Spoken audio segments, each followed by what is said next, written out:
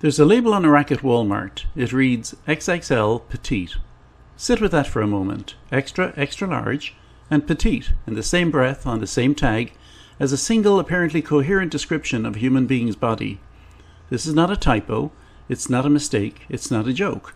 It's a deliberate, market-researched, consumer-tested product category created because the clothing industry needed a way to sell extended sizes to shorter women without using language that felt, in the words of the industry, stigmatizing. And it is, in 4 letters, the story of everything we're going to discuss tonight. In 2022, 107 million American adults, 42% of the entire adult population, were living with obesity. Not overweight, clinically obese. A JAMA study published in January 2026 projects that by 2035, that number will reach 126 million. Nearly 1 in 2 American adults. The obesity rate in the United States has tripled in children since the mid-1970s. The economic cost of obesity to the American economy, calculated by the Milken Institute, is $1.4 trillion per year. And the response of American marketing, American fashion, American transportation, American politics, and American culture has been broadly, make the seats bigger, change the labels, and tell everyone they look great. Tonight we examine what that response has cost, what it is still costing, and what the bill looks like when it finally arrives. Let's start where every modern story starts, with money. Because before the cultural arguments, before the political arguments, before the medical arguments, the shift in how America talks about, dresses, and markets to overweight consumers began with a simple commercial calculation. The global plus-size clothing market was valued at $314.5 billion in 2024. By 2013, it's projected to reach $375.7 billion, growing at a compound annual rate of 3%. One market research firm projects the market reaching $532 billion by 2035. The US plus-size women's clothing market alone is projected at $111.5 billion by 2025. This is not a niche market. This is one of the fastest growing segments in consumer retail. And it's growing because its consumer base is growing. Not because companies suddenly developed a conscience about body image, but because 42% of the American population needs clothes and the fashion industry had for decades largely refused to provide them. The pivot began in earnest in the years following the 2008 financial crisis, accelerated through the 2010s, and reached its cultural apex in the years immediately preceding COVID. Major retailers, Walmart, Target, Old Navy, ASOS, Torrid, began dramatically expanding their extended size ranges, not quietly, but loudly, with campaigns, with plus-size models in prominent advertising, with language that reframed large bodies not as a problem to be solved, but as a market to be celebrated. Old Navy launched its Body Quality campaign. Lane Bryant had been in the space for decades, but suddenly found mainstream retailers competing on its turf. Sports Illustrated put plus-size model Ashley Graham on its cover. Fenty, Rihanna's fashion line, built extended sizing into its core identity from launch, rather than as an afterthought. Brands that had previously offered sizes up to a 14 began extending to 28, 30, and beyond. And here's where the marketing language became genuinely extraordinary to observe. The word plus size, which had itself replaced oversize, which had replaced large, which had replaced stout, began to fall out of favor. It was replaced in marketing materials with extended sizing, inclusive sizing, curve, and in the case of that Walmart rack, the pure cognitive dissonance of XXL Petite. A label designed to give a customer the information they need, this garment is sized for a shorter, heavier frame, while carefully removing every word that might make them feel anything other than celebrated. A University of Maryland analysis published in fall 2025 put it precisely. Companies' marketing towards plus-sized consumers is rooted in fat phobia, specifically in what the researchers called superficial inclusivity. The brands want the revenue. They want the optics of diversity. What they do not want is to say plainly what their sizing charts already show. The result is a linguistic architecture designed to sell obesity back to its owners as identity, as style, as something to be proud of, rather than as a medical condition with a market attached. That distinction between genuine dignity and commercial exploitation dressed up as dignity is the one the industry has spent billions of dollars making impossible to see. To understand the marketing shift, you have to understand the cultural movement it rode in on. Because body positivity did not begin as a commercial strategy, it began as a legitimate response to a genuine problem. The clinical literature on weight stigma is clear and extensive. People with obesity who experience shame, stigma, and other social discrimination in healthcare settings are measurably less likely to seek future care. They avoid doctors, they skip cancer screenings, they miss vaccinations. A 2024 study from Indiana University School of Medicine, published in Obesity Science and Practice, found that healthcare workers themselves reported moral distress when they were unable to provide proper care to patients with obesity due to inadequate equipment. Blood pressure cuffs too small, waiting room chairs too narrow, examination tables with insufficient weight ratings. Weight stigma is a real phenomenon with real medical consequences. A movement that said you deserve dignity in a doctor's office, dignity in a clothing store, dignity in public spaces, was addressing something real. The problem, and the medical community has been increasingly direct about this, is what happens next. The body positivity movement, as it evolved from its origins in fat activism through the HAES, Health at Every Size, framework into the mainstream culture of the 2010s, made a philosophical jump that its early architects did not necessarily intend. It moved from you deserve dignity regardless of your size, which is medically and morally unambiguous, to your size is equally healthy at any point on the scale, which it is not. And from there to celebrating large bodies is the same as promoting health, which is the opposite of what the epidemiology says. The BBC summary of the debate captures it honestly. There are some who think it promotes unhealthy lifestyles and encourages obesity, but those who support the movement say it's all about self-acceptance. The problem is that self-acceptance and medical reality are not the same thing. You can fully accept a person, treat them with complete dignity, and still acknowledge that their body is carrying conditions that will likely kill them earlier. These are not contradictory positions, but the commercial co-option of body positivity by fashion brands, by food companies, by media collapsed that distinction deliberately, because collapsing it was worth hundreds of billions of dollars in marketing reach. The result, by 2025, is a cultural environment in which the statement obesity is a serious medical condition associated with significantly elevated mortality risk, which is the clinical consensus of every major health organization on earth, it is routinely treated as an act of aggression. The most concrete measure of how deeply obesity has reshaped American life is not in the marketing, it is in the physical infrastructure, because America has been quietly, systematically, and at significant expense rebuilding its built environment around a body that is, by clinical definition, unhealthy. Consider the catalogue. Airlines. For years, major American carriers required passengers whose side prevented the armrest from being lowered to purchase a second seat. In August 2025, Southwest Airlines announced a new policy requiring overweight passengers who don't fit within their seat's armrest to purchase an extra seat in advance. Then within months rolled it back again. The airline is now navigating between the financial and safety logic of the two-seat requirement and the cultural backlash that any explicit policy in this direction immediately generates. Meanwhile, Congress has directed the FAA to examine expanding standard seat widths, a directive that, if implemented, would mean rebuilding aircraft cabin configurations at enormous cost to accommodate a body size that the medical community classifies as a health emergency. Hospitals. Standard hospital beds support weights up to 350 to 450 pounds. As the number of patients exceeding that threshold rises, hospitals are investing in bariatric beds, wider operating tables, reinforced examination chairs, heavy-duty wheelchairs, and larger MRI machines, because standard MRI bore sizes cannot accommodate patients above certain weights. The 2024 ADA/HHS requirement for accessible medical diagnostic equipment now mandate specific minimum base widths and weight capacities for diagnostic equipment used in government healthcare settings. This is infrastructure spending driven not by an aging population or a technology shift, but by a population that is heavier than the previous generation's equipment was designed for.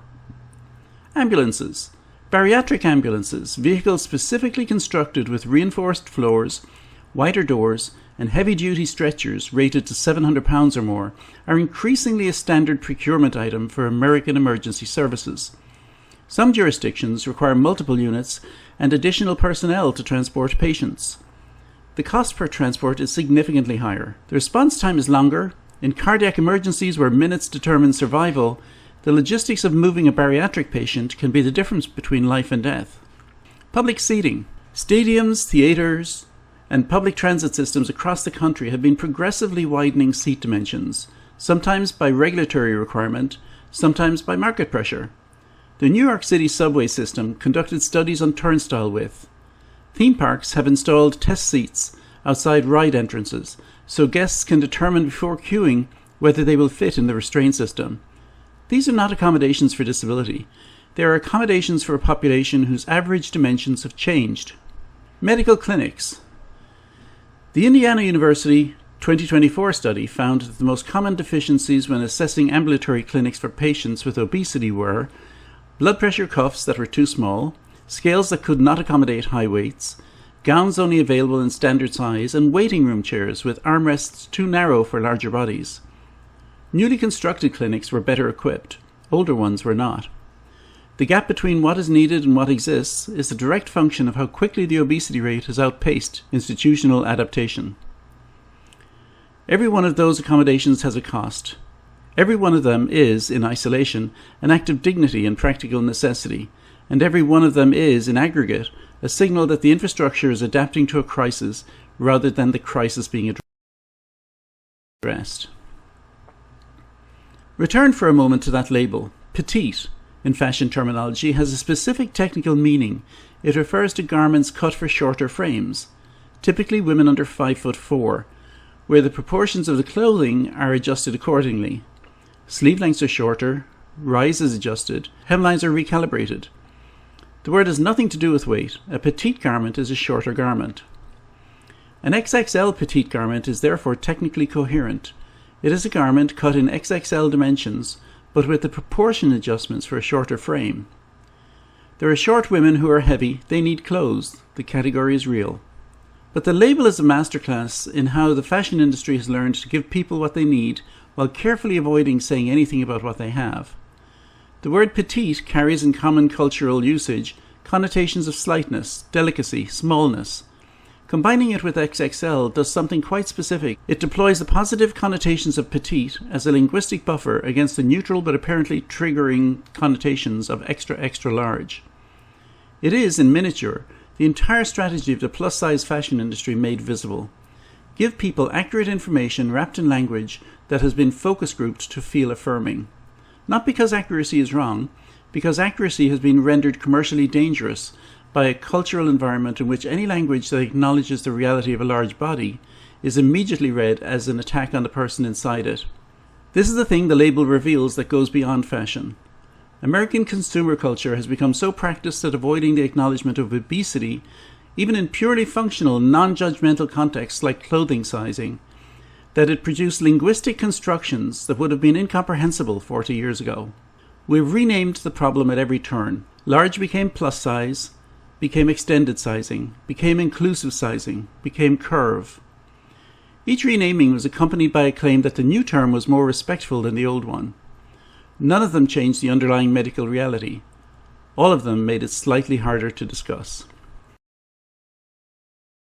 We've tracked the marketing, the language, the infrastructure, accommodation, and the commercial machinery that has built a $315 billion industry around a public health crisis. Now we get to the part that nobody wants to say out loud. What does this cost, medically and economically, and what happens when you have a president who embodies the exact lifestyle these trends are normalizing? The Milken Institute put a number on what American obesity costs the national economy. That number is $1.4 trillion per year. This figure includes direct medical costs, the treatments, hospitalizations, medications, and procedures associated with obesity and its cascading conditions, and indirect costs, lost productivity, reduced workforce participation, disability, and premature death. To put that in context, $1.4 trillion is larger than the GDP of Australia. It is larger than the entire federal defense budget of the United States. It's not a rounding error. it is the single largest preventable drag on the American economy. The medical conditions driven by obesity are not subtle or rare. They are the leading causes of death in the United States. Cardiovascular disease, a study analysing data from 1999 to 2023, found that the age-adjusted mortality rate for obesity-associated cardiovascular disease rose from 2.45 per 100,000 in 1999 to 7.23 per 100,000 in 2023, nearly tripling in less than 25 years. A separate analysis found that 267,315 deaths were attributed jointly to obesity and cardiovascular disease over that period. The World Heart Federation's 2025 report found that annual global deaths from cardiovascular disease attributed to high BMI more than doubled to a 1.9 million in 3 decades. Cancer. US obesity-associated cancers have tripled over the last 2 decades, according to a study examining more than 33,000 cancer deaths. Obesity is now the second leading preventable cause of cancer after smoking. The cancers linked to obesity include endometrial, breast, colon, kidney, esophageal, and pancreatic cancer, diseases that are expensive, difficult to treat, and increasingly common in a population that is heavier than any previous American generation. Type 2 diabetes. The relationship between obesity and type 2 diabetes is so direct that some researchers have coined the portmanteau diabesity to describe the co-epidemic. Type 2 diabetes is itself a gateway condition, a driver of kidney failure, nerve damage, limb amputations, blindness, and cardiovascular disease. Its management costs the American healthcare system hundreds of billions of dollars annually. Heart failure. From 1999 to 2024, 161,870 deaths were jointly attributed to obesity and heart failure. The rate has been rising consistently before, during, and after the pandemic. The Trust for America's Health 2025 State of Obesity report put the systemic threat plainly. The administration's proposed near total elimination of the National Center for Chronic Disease Prevention and Health Promotion at the CDC, the agency responsible for funding state and local obesity prevention programs, arrives precisely as the data shows the first tentative signs of the obesity rate plateauing. The programs that produced the plateau are being defunded at the moment they are beginning to work. Here is a conversation that America has made structurally very difficult to have. Obesity is a medical condition. It is the leading modifiable risk factor for the leading causes of premature death in the United States. Saying so, clearly, directly, without hedging, is not an act of cruelty. It is the basic function of public health communication. But in the cultural environment created by the body positivity movement, its commercial co-option and the understandable fury of millions of people who have spent their lives being subjected to genuine cruelty about their weight, the space for that conversation has been systematically compressed. The accusation of fat shaming has become, as the question being asked in this video correctly implies, a conversational shutdown deployed against not just genuine cruelty, but any expression of medical concern. This is not to deny that fat shaming is real. The research is clear that shame does not produce weight loss. It produces avoidance of healthcare, depression, disorder eating, and lower self-esteem. A person who is berated by a doctor about their weight is less likely to return to that doctor, which means they're more likely to miss the cancer screening, the blood pressure check, the diabetes test. Shame is not a clinical tool. It is not effective and it is not kind. But the legitimate rejection of shame has been extended in public discourse to a rejection of the underlying medical reality. The accusation of fat shaming has been applied increasingly, not just to genuine cruelty, but to the expression of concern, to the recommendation of weight loss, to the provision of publicly funded health messaging, to the basic clinical statement that a BMI of 35 carries specific, documented, elevated risks. Gillian Michaels, the fitness trainer, found herself in a widely viewed public debate in early 2026 in which her argument that obesity carries genuine health risks was framed by the opposing panel as an act of harm. Her position that there is a distinction between shaming people and being honest about their health was treated as indistinguishable from the shaming itself. This collapse of distinctions is not an accident. It is the predictable outcome of a commercial ecosystem worth hundreds of billions of dollars that profits from the conflation. When any medical statement about the risk of obesity can be labelled fat-shaming, the $532 billion plus-size clothing industry, the fast food industry, the sugar industry, the ultra-processed food industry all benefit because the conversation that might motivate policy, taxation, or behavioural change has been made socially toxic. The people who lose in this arrangement are the people the movement claims to protect, the 107 million Americans living with obesity whose medical conditions are being normalised rather than treated. On May 30, 2026, one day before the date of this script, the White House released the results of President Donald Trump's annual physical examination. At 6 feet 3 inches tall, Trump's body mass index was reported at 29.7, just below the clinical threshold of 30 that defines obesity. He had reportedly lost approximately 20 pounds, moving his BMI from the clinically obese category, where it had been at 30.5, to the overweight category. His physician's official assessment? Excellent health, fully fit to carry out all duties. Trump's dietary habits are not private. He has discussed them openly, repeatedly, and apparently with pride. McDonald's, Wendy's, KFC, large quantities of Diet Coke. His former staff have described a man who, during his first term, preferred fast food specifically because he trusted that the food at chain restaurants had been prepared without any opportunity for tampering. A concern that is, whatever its medical implications, deeply human. He has stated that his diet has not changed. The question the video asks, whether a president who's overweight and known for consuming quantities of fast food normalizes those behaviors, is worth examining carefully because the answer is neither simple nor partisan. On one level, the argument is intuitive. Presidential behavior is culturally powerful. When John F. Kennedy was photographed playing touch football, physical fitness became aspirational. When Michelle Obama launched Let's Move, childhood nutrition entered the national conversation. Leaders model what is acceptable. But the counter-argument is also honest. The American obesity epidemic is structural, not behavioral at the individual level. It is driven by the economics of ultra-processed food, by food deserts, by advertising, by subsidies for corn and soy that make unhealthy calories cheaper than healthier ones. The president's BMI is not the cause of 42% adult obesity. The suggestion that it is lets the structural forces that actually drive the epidemic off the hook. What is fair to say is this: the normalization of the relationship between political leadership and visible disregard for dietary health, at the same moment that the administration is defunding the CDC's chronic disease prevention programs and proposing cuts to SNAPs and Medicaid, creates a specific and observable contradiction. The people most likely to be harmed by obesity-related illnesses are the people in the lowest income quintiles. The policies being advanced are most likely to reduce their access to both nutrition support and healthcare. The presidential diet is, in that context, not merely a personal choice, it's a signal. Here's where the trajectory leads, based on the best available data as of May 2026.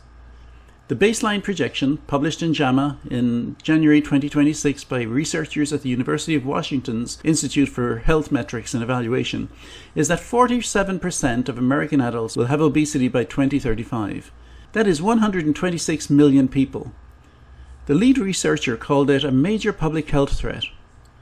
The study's data ends in 2022, which means it does not fully account for a development that has genuinely changed the calculus.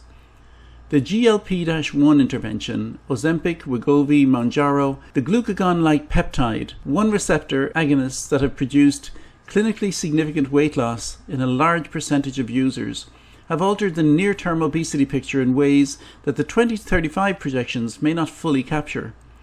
Gallup survey data from 2025 found that adult obesity rates fell to 37%, a drop many researchers attribute significantly to GLP-1 uptake.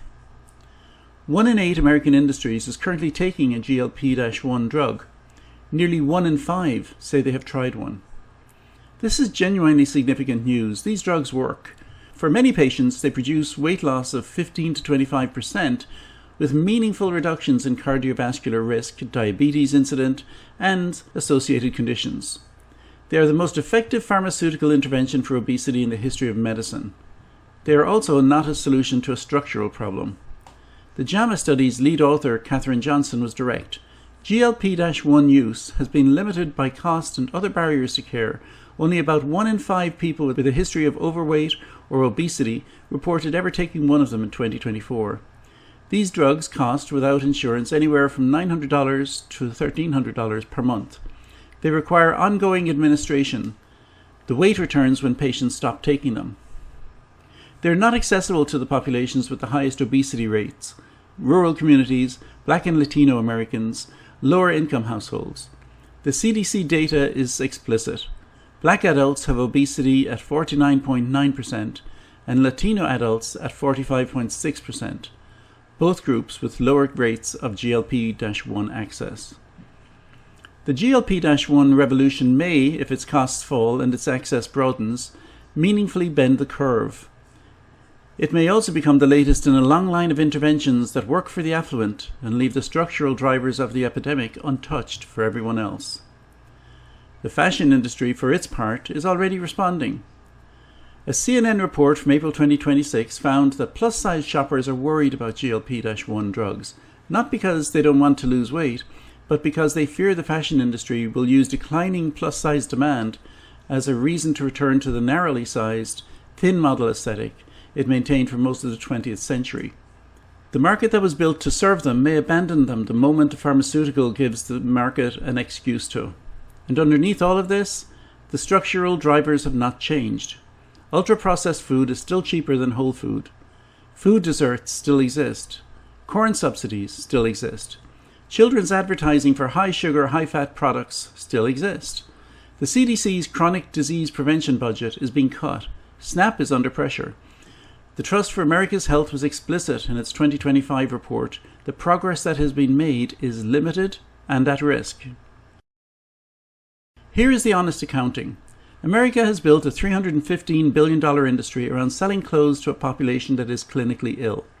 It has renamed that population 3 times: large, plus size, inclusive. Each time because the previous name had accumulated enough medical honesty to become commercially inconvenient. It has built wider seats, stronger beds, bigger ambulances, and bariatric operating tables. Each accommodation a genuine act of practical necessity, and each one a signal that the infrastructure is adapting to a disease rather than treating it. It has developed a cultural immune response. The accusation of fast shaming, that has made the basic vocabulary of public health medicine socially toxic in casual conversation. It has a political leadership that, as of May 2026, sits at a BMI of 29.7 while defunding the agencies that measure and address the problem. None of this caused 42% adult obesity. The causes are structural, economic, industrial, and deeply rooted in a food system that has spent 70 years engineering hyperpalatable, cheaply produced, aggressively marketed products that dysregulate the biological systems that govern appetites and satiety. The people who are obese are not, in the main, people who lack willpower. They are people whose biology has been systematically manipulated by a food industry that has spent more on advertising than most countries spend on public health. But the accommodation of the obesity, the normalization of it, the rebranding of it, the infrastructure that expands to meet it without ever questioning whether it should be met differently, it is not neutral. It's a choice. And it's a choice with consequence that will arrive in the 2030s with the force of a fully predictable, fully documented, and largely preventable catastrophe. 47% of adults obese by 2035. Children's obesity tripled since the 1970s. Obesity-associated cardiovascular mortality nearly tripling in 25 years. Cancer deaths from obesity-linked conditions tripling in 20 years. A healthcare system absorbing $1.4 trillion in annual costs, while the prevention infrastructure is defunded. The XXL Petite label is not the problem. It is a symbol of the problem. The place where commercial ingenuity, cultural anxiety, and medical denial meet in 4 letters on a piece of cardstock. The problem is what comes after the label. The visit to the doctor that didn't happen because the waiting room chairs weren't wide enough, and the last visit ended in a lecture. The cancer screening that was skipped. The diabetes that went undiagnosed. The heart attack at 54 that the epidemiology predicted, and the marketing helped prevent no one from seeing coming. Here's what I want you to take away from all this. The shift in American marketing towards overweight consumers did not happen because corporations developed empathy. It happened because 42% of the adult population needed clothes, and the companies that sold clothes did the arithmetic. The language of body positivity, genuine in its origins, real in its insights about dignity and stigma, was adopted by a commercial ecosystem that needed it to sell product and discarded the parts of it that might have prompted reflection or behavioural change. The infrastructure accommodations are real and necessary, and they are quietly the most honest signal in this entire story, because you cannot fake a bariatric ambulance. You cannot fake a reinforced hospital bed. These are things that exist because the human bodies that require them exist, and they cost money that someone pays, and that someone is in the end all of us. The fat-shaming accusation is real when it is real, and it is often real. The cruelty directed at people for their weight is genuine, damaging, and medically counterproductive, and is being used in a specific and observable way as a shield that deflects not just cruelty, but clinical honesty. These are not the same thing. We should be able to hold both. The President's BMI and his drive-through order are not the cause of a national health crisis, but they are in 2026 part of the architecture of a culture that has decided in 100 small ways every day that acknowledging a problem is more dangerous than having it. 47% of Americans obese by 2035. The bill for that will not be paid in marketing language. It will be paid in cardiac units and oncology wards and emergency rooms and funerals. The question is not whether we can have a conversation about this that is both honest and humane. We can. The question is whether we will choose to before the projections become obituaries. Drop a comment. I want to know where you stand, because this is a conversation that most people only have in private, if at all. Subscribe for the next video in this series. We're going into the psychology of why ordinary people comply with systems they know are harming them, what Stanley Milgram's obedience research actually found, and why the distance between your values and your behaviour under the right conditions is considerably smaller than you think. That one will make you look at every story in this series differently. I'll see you there.